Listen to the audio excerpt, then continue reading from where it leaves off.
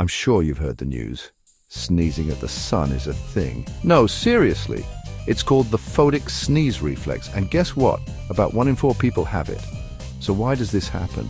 Scientists think it's because of crossed wires in your brain. You see, there's a nerve in your brain that reacts to light. It's super close to the one that makes you sneeze. When bright light hits your eyes, your brain gets a bit confused. Next thing you know, you're sneezing. Sounds weird, right? But that's just how quirky our brains can be. The next time you sneeze at the sun, remember you're not alone. And now you know why.